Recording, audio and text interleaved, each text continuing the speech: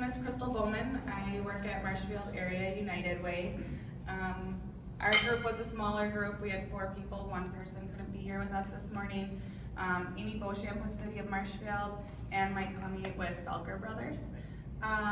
So we wanted to really focus on something with mental health. When we started brainstorming a year ago, October, when we were assigned our groups, we wanted to focus on mental health specifically in youth. Well, that's such a broad topic, we didn't know where to start. Fortunately, we had, the school district had just released the YRBS Youth Risk Behavior Survey results. And in those results, 8 or 9 school districts in Wood County participated, and 47% of those students that took this survey between 8th and 12th grade said that they were on their phones or tablets or playing a video game between midnight and 5 a.m. So almost half of the youth that took the survey said, yeah, I'm up in the middle of the night checking my phone, playing a video game, whatever it may be. In correlation to that, 43% of students said that they have experienced forms of anxiety or depression in the past 12 months. So that kind of was a very good segue into our project and what we wanted to focus on. So why just look up, why promote healthy screen time use? That was kind of the background for our project.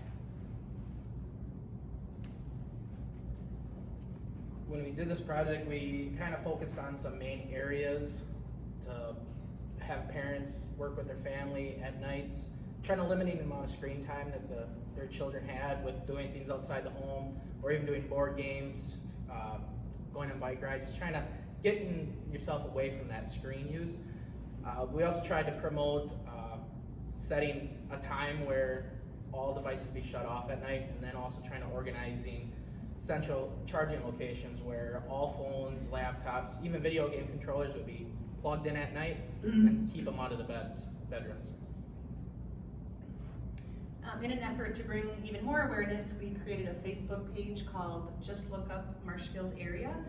On that Facebook page, we share tips for healthy media use for kids, such as setting the screen time limits, dangers of online gaming, internet safety, and cyberbullying.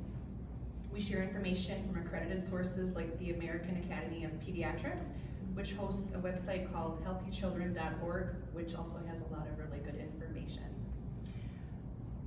Let's see. We did have a raffle drawing when our page was first developed to encourage followers and to engage with conversations and topics that were being covered. Our giveaway prize was a central charging station. The idea behind it was for families to charge phones at the same time, do other things like playing outside, board games, puzzles with the kids, that kind of thing. Also, the charging station could be used at meal times, encouraging no phones at the dinner table. Also at bedtime, for no phones in the bedroom at night. Prior to the pandemic, we had an event in March. We partnered with Jody Chonacki with the Marshfield Clinic Center for Community Health Advancement to host a public event for parents called Raising Kids in a Digital Age. We had a speaker from the Marshfield Police Department, Jason Parks, who is the Internet Crimes Detective. He's equipped with very good information for everyone. We had about 70 people in attendance, which we were really happy about for our very first event. Thanks to our sponsors that we had, we were able to provide raffles and giveaways such as books, games, puzzles, Play-Doh, and just really things to encourage family time away from screens. We also had planned on working with Jody Chonacki, as Amy said, on Screen Free Week. So there is a national unplug from your devices, unplug from the screens in the first week of May.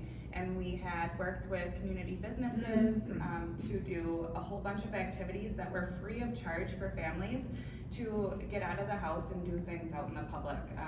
Melody Gardens, Uptown Coffee was gonna have some live music for high school age kids as well, just a variety. The library, a big community partnership for that week. Unfortunately, that did not happen. We do have, so National Screen Free Week did post something, and I think it's like May 3rd of 2021, I'd have to double check, but we are hoping to get a version of that going next May as well. I don't know if that's also maybe a little tidbit for a group project, but you know, I've done this presentation a few times, and the comment always is, I think now you're gonna have even more of an uphill battle after the pandemic and the amount that children are on devices and screens, and it's just, well, we're up for the challenge.